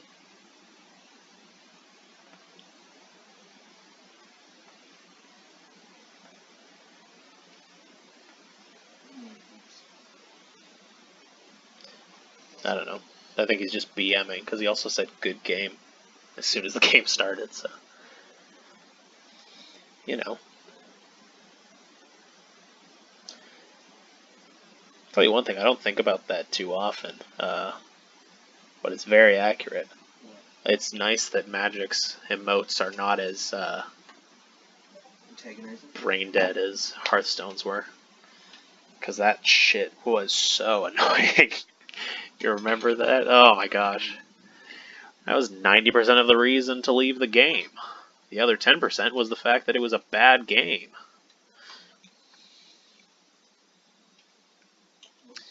Well, things are looking dire now, because, like I said, they basically, I know they have Witch's Oven in their deck, so, I can tap it down with Spinning Wheel, but I know for a fact they also have Cool. Very cool, thank you, deck.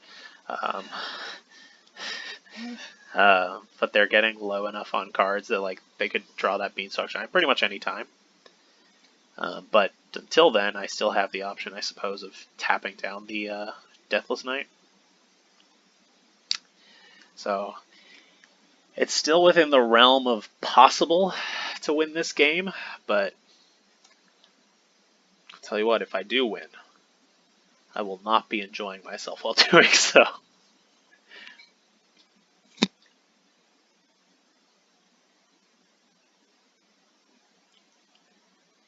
I bet they're having they got 11 cards, 10 cards in the deck. I bet they're having the time of their lives, though, now. I bet I would be. Like, with this, like, infinite grind deck, like, this was the sort of deck that I wanted to play every single time I drafted M20.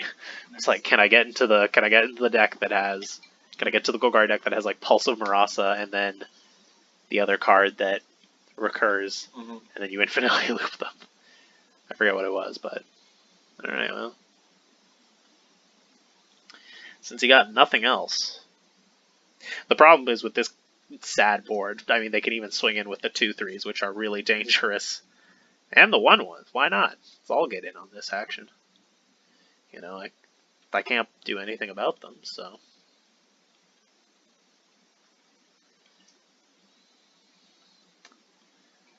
I need not a land. That would be just so sick to not draw a land.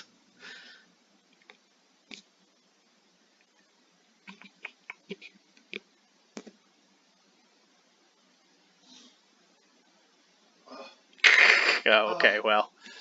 I think at this point, I'm ready to just.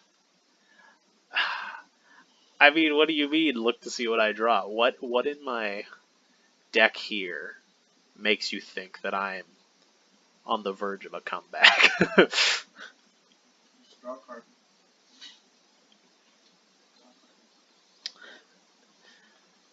All right. I can't even really mill them out. I mean, they're one card less than I am, but like every card is going to be gas. I just don't have the board for this.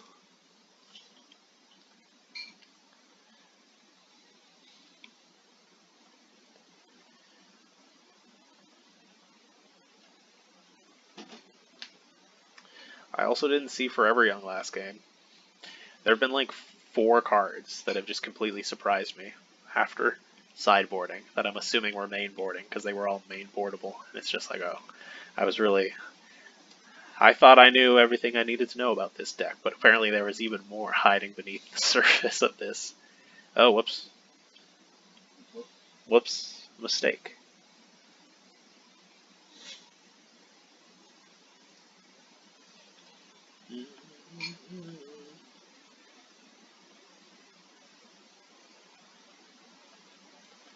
Because I'll actually trade that.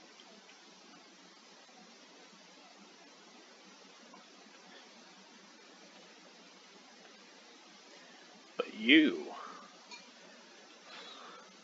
I will save. Your life I will spare, Hedgewall and Keeper.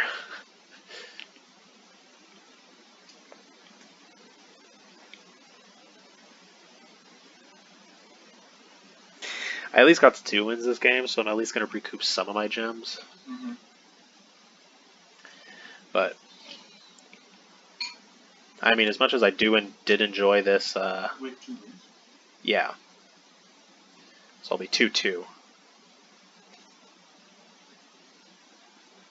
Pretty fucking good. Yeah, not bad. I mean, I think the deck could have gone another win, but then I got paired up against. Literally, like, everything about this deck is just like, we're going to make sure that you play against aggro decks as often as you can, sir, because you deserve it. You deserve to just have an easy path to some quick gems. So we're going to give you all the uncommon